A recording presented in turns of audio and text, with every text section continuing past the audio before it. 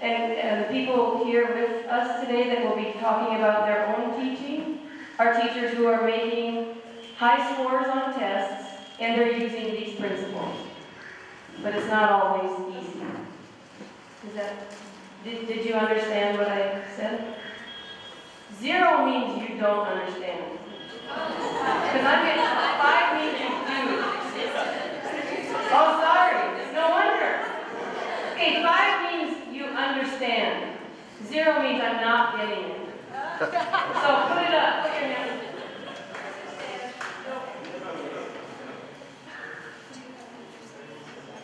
It's not very good. Yeah, no. Sorry. Sorry. Okay.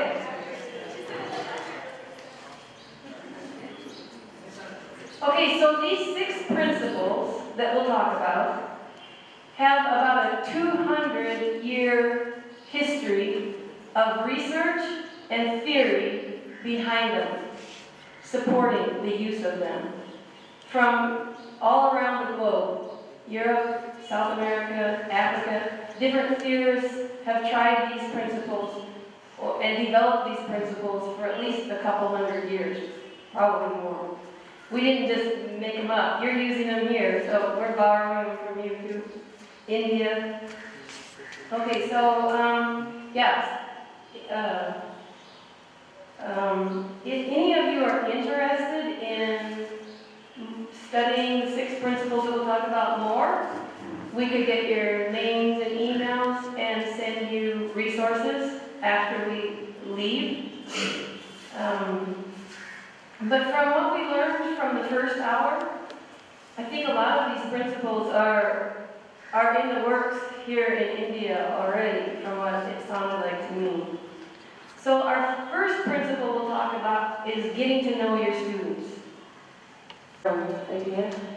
So from that paper, you can assess vocabulary, syntax, punctuation, capitalization, all kinds of things, but you also can learn a lot about that student's life. So a big difference in the exercises that you design for the students, if your goal is to get to know your students better and to use that knowledge of each student in the design of your instruction. So the purpose, the underlying purpose of this principle is to develop trusting relationships with the students. So raise your hand if that's a part of your practice, something that is central to what you do already in your classrooms.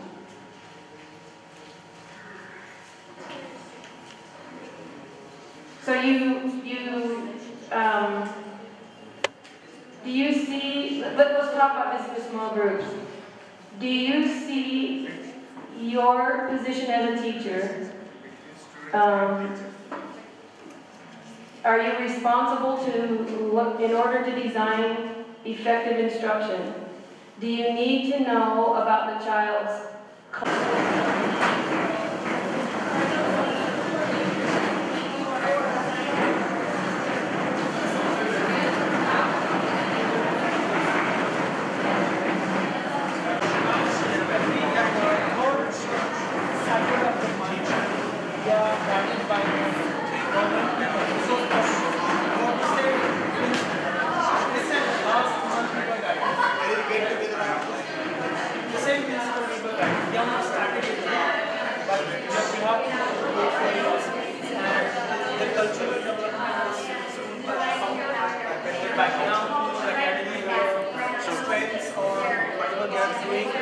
The basic question is whether you're taking on. Sorry, I put up here an overhead of the different areas that is listed in HU. Are you instead of a worksheet that says what is a leaf, where is the leaf, you could give them a blank sheet and say, tell me what you know about life.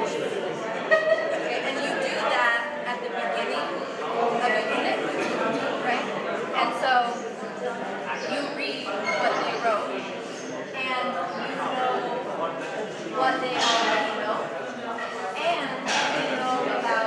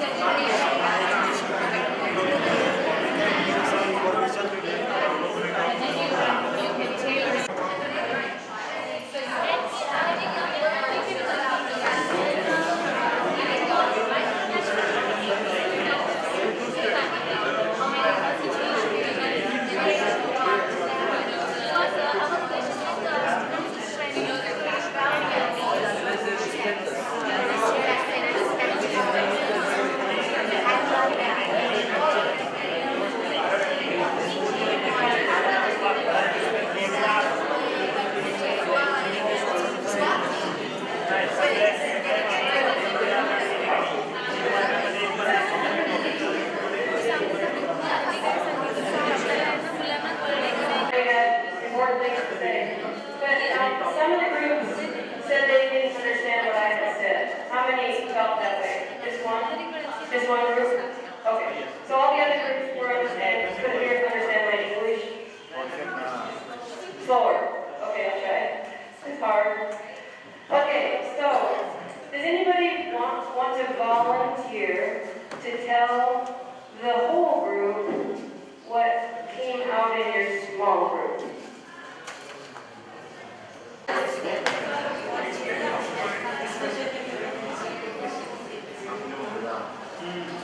Excuse me. In our groups, small groups, we discussed actually 2 points. How we have a guidance on social development and physical development. These 2 points we discussed. Let's start with Marathi or actually we have for physical development, we have midday meals taking places in our schools, where actually the child is not really getting enough food in the family is there. At least for the food purpose of the food, child comes here, gets enough food to eat, and we are trying to develop the child physically. Some children, though we have medical checkups, and we provide them certain tablets in the school that gives them what we say, hemoglobin and calcium and all. So and that's helping us to teach them better. So it's helping us to develop the child in social years. What is the child's social condition? So these 2 points actually I think we discussed in a group. Thanks, Santosh. Anybody else? Any other group want to tell us? Oh, Sandy. That was considered a triangle between the student, the parent, and the teacher. And I really like that. They said that they all visit each child's home and assess their socioeconomic standards, their physical standards. There's an exchange between the teachers and the parents about the teachers report to the parents their academic performance, and the parents report to the teachers about their child's strengths and weaknesses, their child's preferences and hobbies, etc. So, okay, thanks, Sandy. Okay, so just to kind of bring this one along a little bit more, I'll give you an example of how looking at a child through these different domains can be used by a teacher strategically. That's how I use it strategically, or how this constructivist set of principles advises us to use this structure strategically.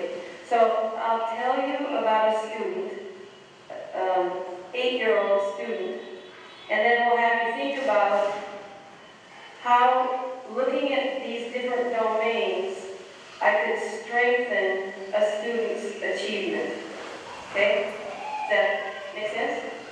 Okay, so let's just say the student's name is Tony.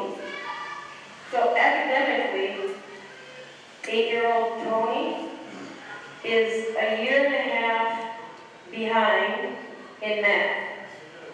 So his math progress, he's in 2nd grade, but he's working more along the lines of a middle of the kindergarten year. Okay? In reading, Tony is like beginning kindergarten, so he's about 2 years behind. Okay? Socially, all the girls are in love with Tony. Tony is very socially active. Physically, Tony is the star soccer player in the class. He's got his own soccer ball that he brings to school every day, and he's in charge at recess of the soccer game. Emotionally, he's abusive to his mother. Said he is abusive to her and to his younger siblings. And culturally, he comes from a Latino background. So his background has Mexican heritage. So just south of the United States is Mexico. So he moved to the United States from Mexico. Okay, so how this principle works is to say, use the domains really in the real world are inseparable. We just separate them for the purpose of analysis. So how can you use this structure to help Tony in his weak domains? Does that make sense? Okay, so you can talk for a couple minutes about that. Do you want me to explain it better? Okay, so academically he's very far behind. Socially he's great, doing just great. Physically he's way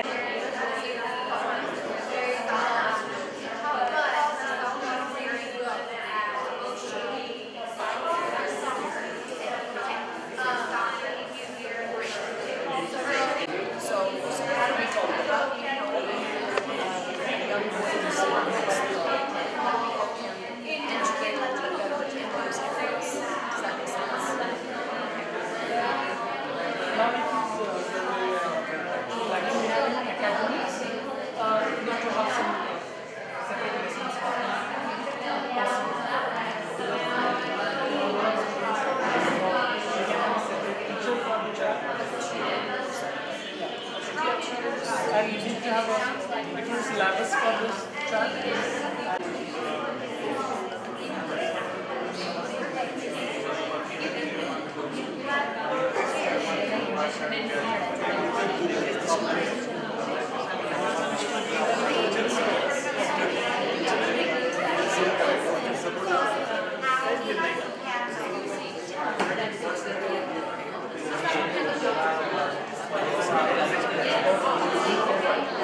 Okay.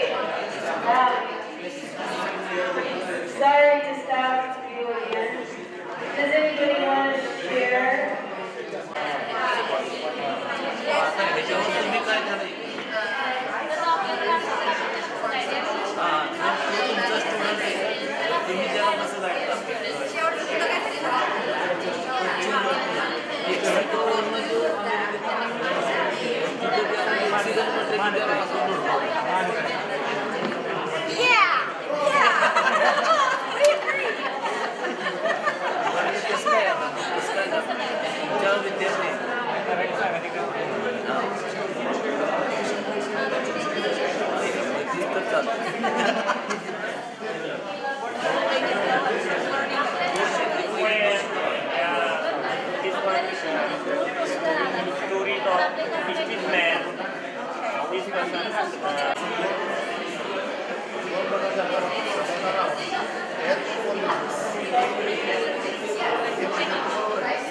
Okay, sorry, but we got to stop. We only got one principal. We're on principal number 1 and we got 5 to go. So we only have an hour left.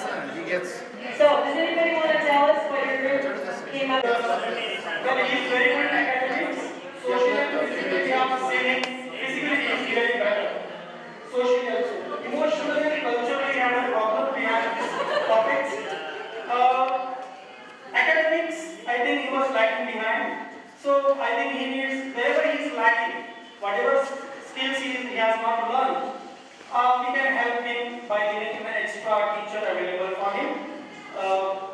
Whatever skills he has lacked, we can have a different syllabus for the child where he can really acquire the skills that the other children have already acquired and give him better chances to improve.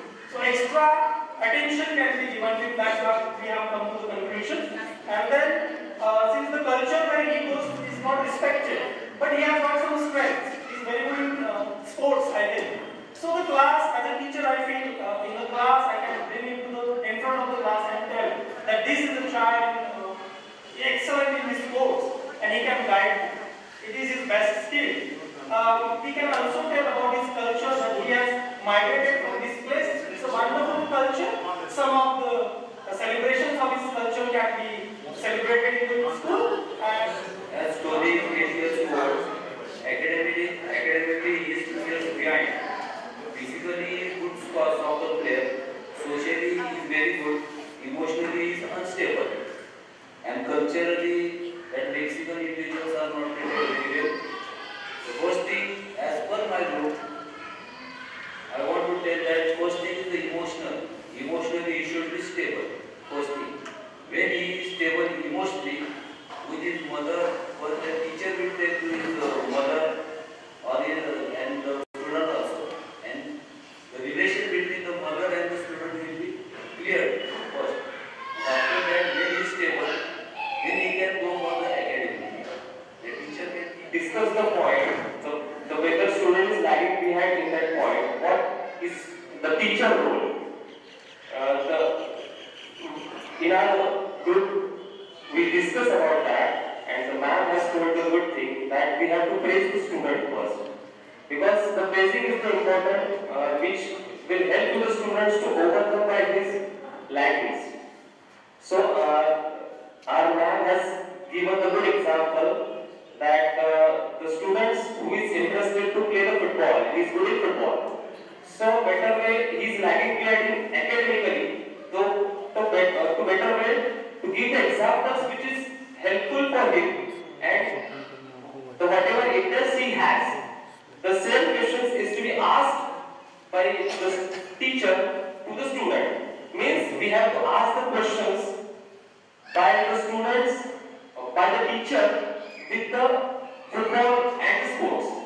If I would teach maths, I should include the football or the cricket or the sports in my maths, so the student can understand and the student can take the interest in that.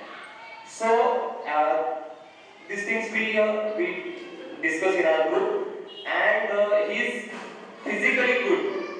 The Tony is physically good, means he has to become strong and the powerful man of his family.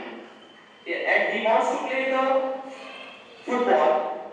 He has to be feeling in him that our teacher is taking care of us. Using the soccer and the math. Yeah. So one thing that we did with him is to adopt, everything everybody said was just exactly how I couldn't have said it better. But we got books for him about soccer on his reading level, and he didn't like to read before that, but you couldn't get him to stop reading after that, and he did make a lot of progress in a short amount of time because of that. He trusted that we cared, and that we found the answers to the struggles. Used his strength to build it. Okay. You teach generally the way you prefer to learn. And it was a revelation to me to learn that other people did not think like me. Because just growing up, we think a certain way, and we naturally think everybody thinks a certain way, the same way, and it simply isn't true. So I can remember a moment at school when I was teaching mathematics, when it really struck home to me that I loved the content, but if I was going to be successful as a teacher, I had to love the kids. And the kids were not really part of my equation. I wanted to teach mathematics. I didn't want to teach kids. And that is a huge quantum change in your approach. So if you're teaching the kids, then you structure your instruction towards learning. If you're teaching mathematics, you structure your learning towards the content. And that makes a huge difference. So let me just add a couple of quick things. So if this circle represents who I am as a teacher, then these are the other components that come along with the struggle. Here's the family piece. Doesn't that look interesting? Then there's an academic piece. And you can see how this sort of goes over the top, because the family piece affects me, the teacher piece affects me, the academic piece affects how I view the world and how I view my children in my classroom.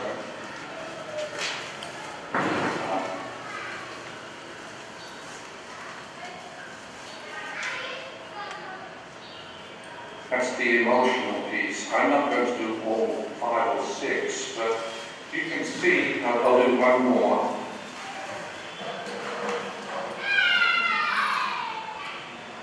There's the cultural piece. So this is not meant to accurately represent anything, it's purely symbolic. But as a human being, as a teacher, when I go in the classroom each day, and this is true for your students, I bring culture with me, I bring my academic background with me, I bring my family with me. If I had a fight with my wife that morning, I bring that with me. I didn't hear anybody laugh at that, because apparently Indians never fight with their wives. But you see, if you look at my drawing, right kind of in the middle, sort of here-ish, see that? Intersection there, there's that little piece. That's the piece where they all kind of come together, and that's the little piece that actually you're functioning with. If your culture, your family, your social piece, if they're all disparate. So I have found that the most successful teachers, I'm going to try to do this.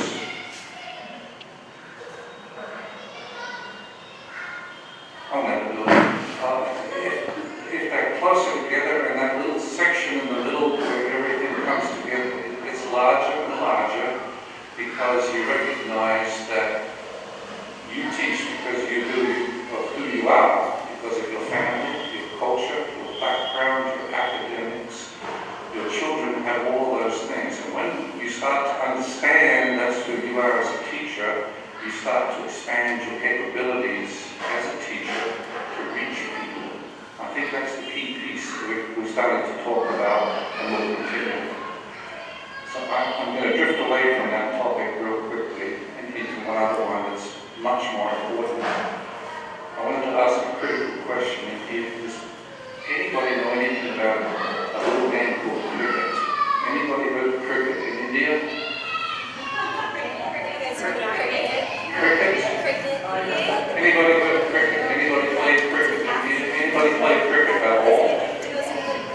Okay, well, I heard Indians play cricket. I'm Australian, and I thought for years we had a really good cricket team, and the Indian team has been beating us lately. That's very depressing for me. Well, I want to make an analogy, and here is my cricket analogy. If you think of cricket, you have the wicket there, you have the batsman, you have the bowler. Now sometimes, let's say you're the bowler, you're the teacher, you're the bowler. Your job is to get that wicket right. Okay, so we're going to kind of move along a little bit here. The next principle is directly connected to this one, and that is all about assessment. Because if you're going to know where a child is in all of those areas and use the strengths to bring along the areas where they're struggling, it takes a lot of assessment to figure out what's going on in each different area. In our group upstairs, we talked about assessment. So what came up was giving exams. So does anybody here see assessment as something different from giving exams? Assessment. Our group talked about daily observations. Okay, observations as a form of assessment. Okay, great. Anything else? Activities and projects. Is thinking of assessment before you teach, while you're teaching, and then after you teach. So, according to a constructivist framework, you'd want to be teaching something new in relation to something the child already knows. So you're always needing to know what the child knows so that you can go one step beyond that and connect what they know already to the new. So you're connecting the known, what they've already mastered, to something just a little bit beyond that. In order to do that, you have to pre-assess. You have to assess their prior knowledge. So that's what we were doing upstairs. We were trying to learn the prior knowledge in the room so that this part of the day could be more effective. If we just came in, because it didn't seem relevant. So we tried to get to know what your teaching situations are like, so we could take the known and maybe talk about a thing or two that's new. Does that make sense? Okay, so then, any questions about that? Is that kind of, do you already do, is that part of your teaching? To pre-assess, to assess prior knowledge, and then design instruction based on the prior knowledge. In a lot of schools in the United States, in some schools in the United States, the teachers come in and teach what a state curriculum tells them to teach or a book tells them to teach, but they don't first ask the students, what do you already know? They just start teaching what the state curriculum says to teach or what the textbook says to teach. And sometimes what the state curriculum says to teach or what the textbook says to teach isn't very close to where the students currently are. So it's hard for them to understand. Or they already know it all, and you're telling them something that they already know. So you're kind of wasting their time. Okay? In languages, such activities are conducted.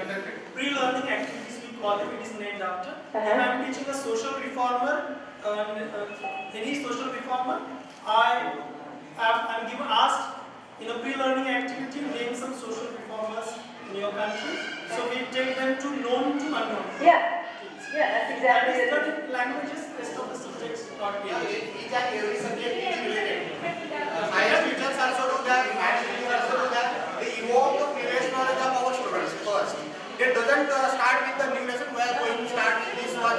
We are going to now learn the addition, subtraction. We first evoke the previous knowledge of the students, which is social life. Okay, good.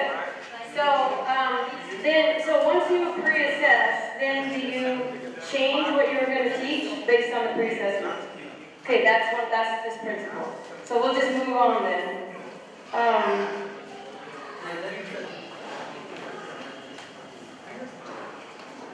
think we can skip through some of this. It'd be clearer, more clear. So if a student, 8-year-old student in the United States, you want them to come into, these are reading levels, so preschool kind of year, all the way up to the end of 2nd grade. It would be really nice if the students came in about 18. Each one of these ones tells you from here where the students actually were in my pre-assessments. My assessments of their prior knowledge. So, in my classroom of about 20-some kids, I wanted them to come into me here so I could have them leave my classroom about here to be on grade level. But instead, look how many of them came into me at the beginning of kindergarten, end of preschool, all the way up to here. You've got all those students, and they're also spread out.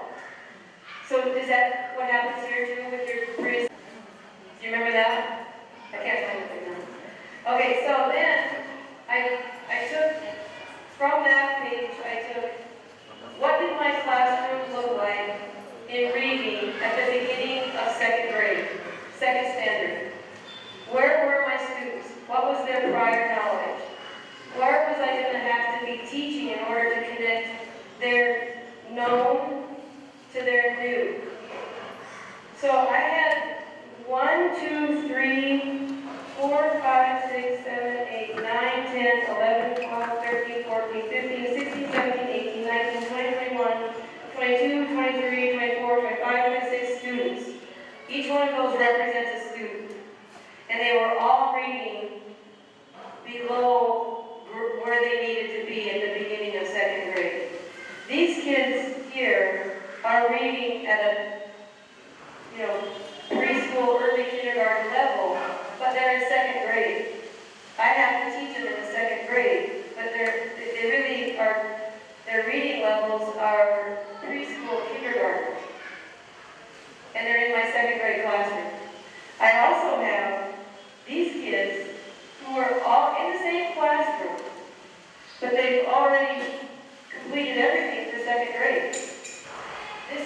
end of second grade, but this data comes from the beginning of second grade. Yeah, does that make sense? No? Shannon asked me. So each one of these ones represents a student in my classroom at the beginning of second grade. And it represents their reading level. Second graders at the beginning of second grade should be about right there. So all of these students are behind, way behind. These students from here on are way ahead. So the question is, how am I going to connect what they already know to what's new if I just teach the whole class the same thing? You are at a very just keep that's okay. So is that a challenge?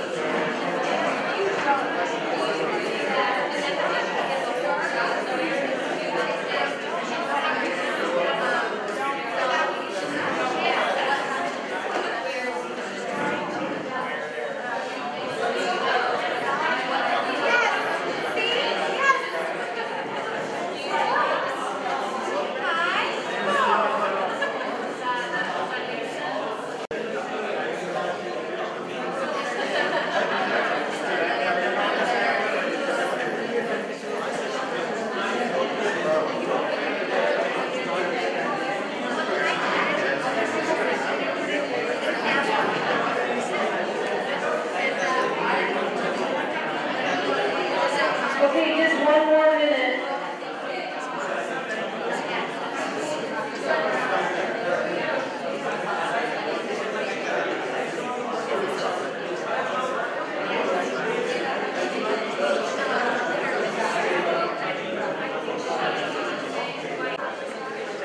Okay, everybody needs to just stop for a minute now, please.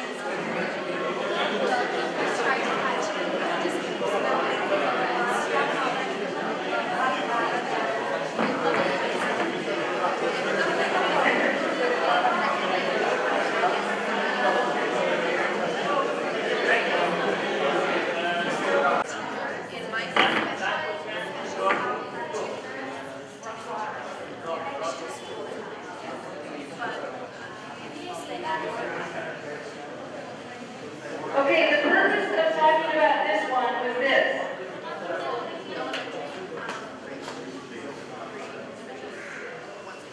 If you do your assessment of prior knowledge and you get data like this, you can't just come in and teach the whole class the same thing every day, right? Because if I just came in and started teaching second grade beginning of the year that year, these kids would all be lost. And these kids would all be bored. So that's going to take us to our next principle, which is, sorry, we're going to skip the third principle because we're running out of time, but it'll kind of be wrapped up in this next one. And with Carolyn being here for 3 months, principle 3 will get covered, I think, Carolyn. So we're going to leave that one out for now and just skip to 4, which is directly connected to this. If this is what you get when you assess prior knowledge, a wide range of prior knowledge in your classroom, and if you believe that you need to connect the new knowledge to the old knowledge, then it means that you're going to have to do what we call differentiated instruction. Raise your hand if that's a common term for you. Differentiation. Is that a new term? Okay, so what we mean by differentiating instruction is teaching 25, 35, 45 kids where they are in one classroom with one teacher. That's what we've worked a lot on in the United States, because this is pretty typical. If you assess prior knowledge, they get a pretty wide spread. Does that make sense? So what that tells a teacher then is I have to differentiate, teach students differently if I'm going to go to where they are. If I'm going to teach to where they are. I can't teach this child the same thing I'm going to teach this child. Okay, in a typical lesson, I will teach a lesson that has 3 parts. The first part is where I have assessed my students' learning.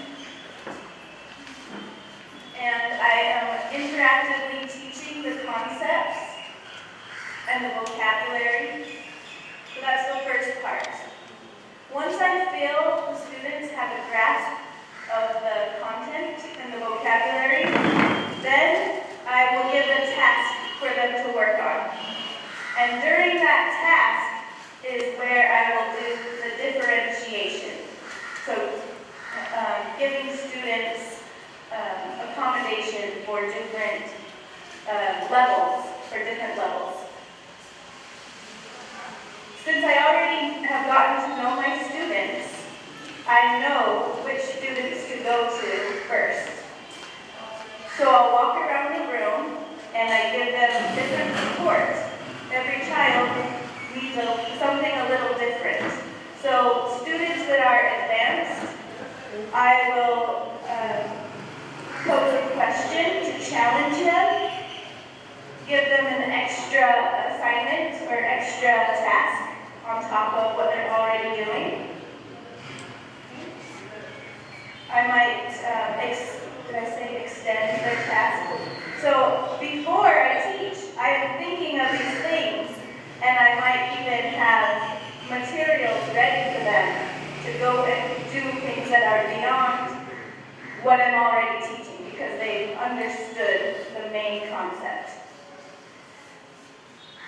For struggling students, I will go to them and possibly simplify the task, give them less problems if it's math. Maybe I will just need to review what I had already taught. So those are different ways that I differentiate. And I'll even check in on students that I know are about at the average level. Because sometimes they have a question or need clarification. So if I notice several students are behind or struggling, then I will pull them in a group. I'll plan a group for them. Sometimes I can meet with a group at that moment when the other students are working on the task. And sometimes I meet with that group of students at another time, maybe even after school. Do you understand so far? Okay, thank you. Okay. So like I said, I usually have an idea of who I need to differentiate for, maybe more so than others, from my assessments and my observations. Okay. As you know, and what we have said today, in your classroom, students, some have great abilities, and some have real difficulties. And many of them have learning disabilities. Are you familiar with that term, learning disabilities? Raise your hand if you are. So, students may struggle with their memory or may have a hard time paying attention or may have a hard time understanding what you're saying. There are students who have learning disabilities. In the United States, it is said that 10% of the school population has a learning disability.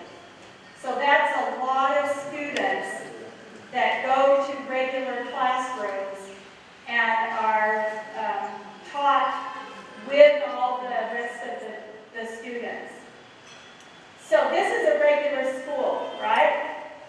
And there may be students in your classroom who struggle with learning. So some of the ways you might already do, or ways that you might work with these students, would be to teach them how to learn. So you might teach them how to remember things using memory tricks. You might break down a lot of information into smaller pieces. Give one direction at a time. Use a lot of, you covered the bases pretty well as far as a general overview of differentiated instruction. So if you're interested in working on that more with Carolyn, she'll be here for 3 months and she'll be coming, I think, to all of the schools and working with small groups of teachers in all of the schools. And that might be something that you're interested in, or no. Okay, so our next principle is culturally responsive teaching. And what we mean by that, and I'm really curious to know about this principle in your classrooms now, so we'll have a small discussion on this one. So what we're talking about this is in the USA, and I'm pretty sure in India, in a lot of classrooms, you have a wide range of language backgrounds, cultural backgrounds, religious backgrounds, political backgrounds, socioeconomic backgrounds. Is that a wide range of those? Yeah? Okay, so for a lot of students who come into our classrooms in the United States,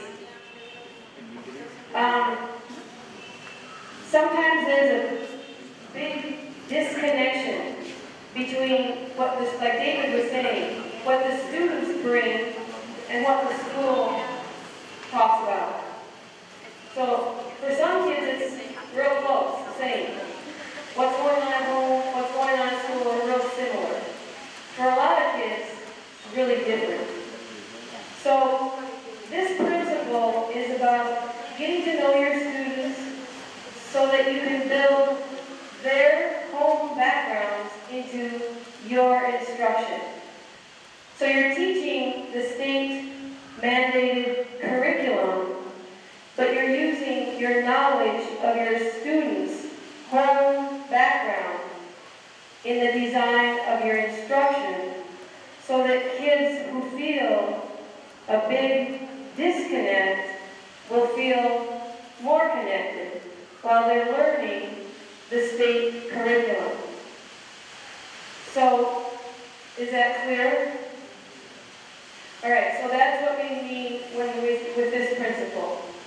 Let me just give one quick example. I don't know if this relates or not, but I thought you could talk about it in a minute. Let's say that you know one of your students or several of your students' home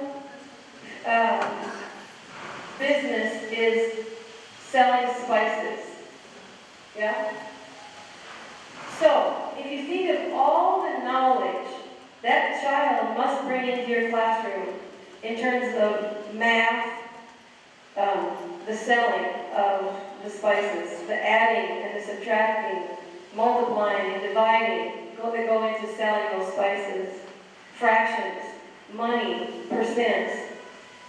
Think of all of that. Okay, now think maybe in science. You've got a lot going on with plants and seeds and parts of plants and soil and watering and all of those kinds of things. You've got, in the social studies area, you've got these relations. How does the buying and selling fit into the bigger economy? The history of my family, the history of my village, all of that going on. There's art involved, there's technology involved, if you wanted to make those connections. So a teacher who's teaching to the different abilities and different home backgrounds of the classroom will be getting to know the students well enough to build, say, a math lesson around this spice selling, or whatever it is that your students represent. So, in your small groups,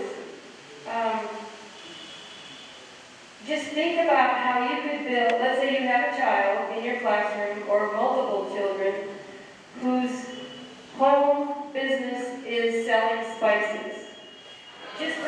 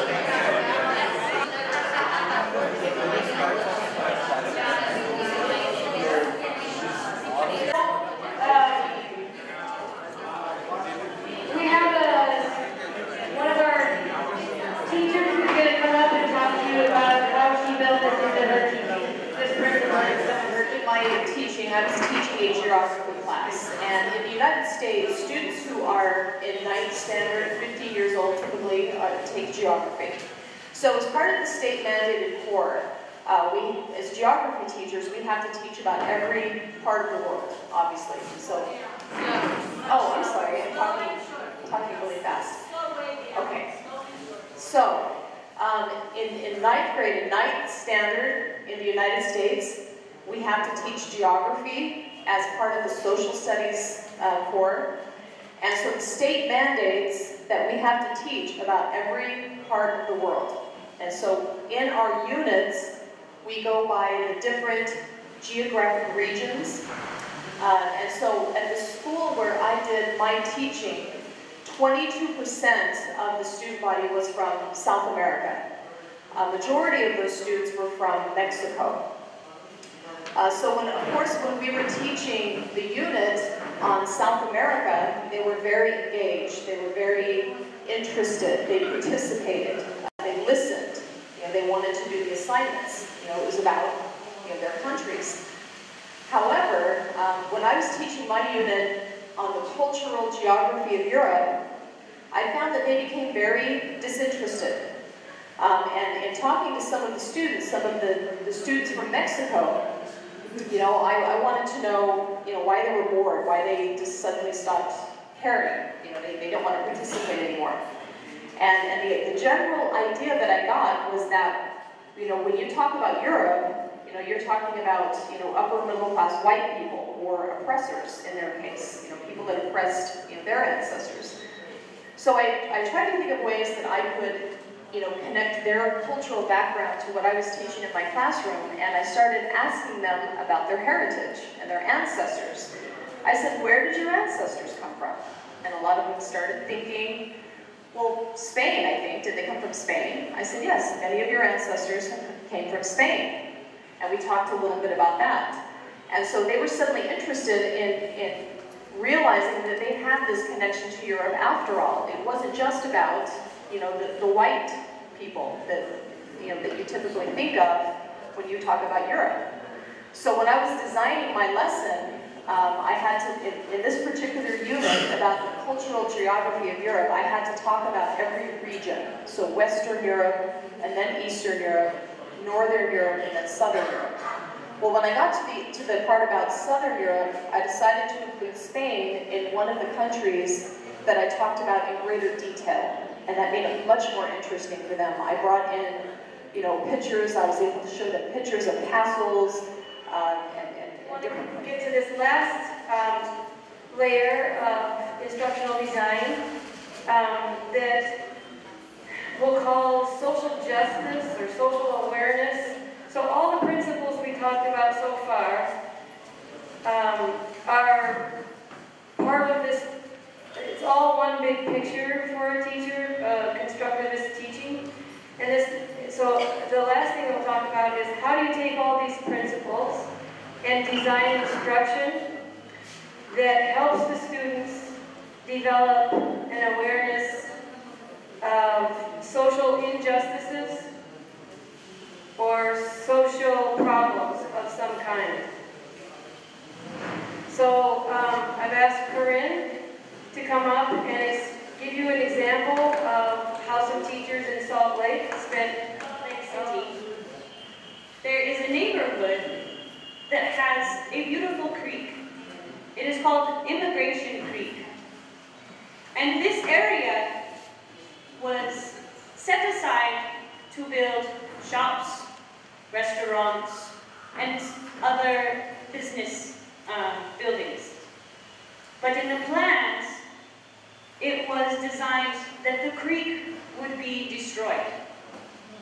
The creek would either go under the ground so that no one could appreciate it, or be diverted to another area. The children who lived in this neighborhood loved the creek.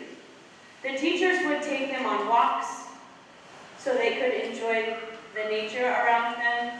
There were animals who used the creek for their livelihood, and they were very saddened that the creek would disappear. So they decided to do something about it. With the help of their teachers, they incorporated all of the disciplines so that they could save the creek. In English, they wrote to the important people, begging that they allow the creek to stay.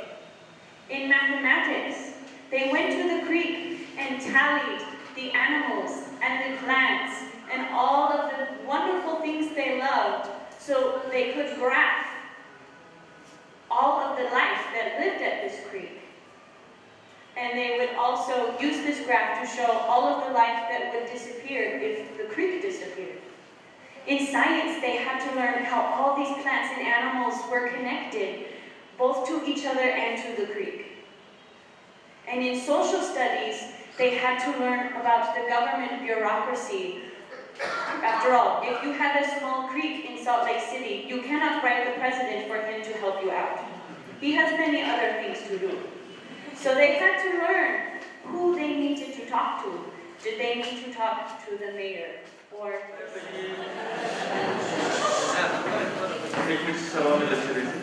बऱ्यापैकी जे काय तत्वज्ञांना सांगायची होती, काही उदाहरणार्थ सांगून दिली, काही डिस्प्लेवर दाखवून दिले, काही त्यांनी विचार सुद्धा मांडले. बहुधा याचं सर्व आपल्याकडे प्रचलित आहे,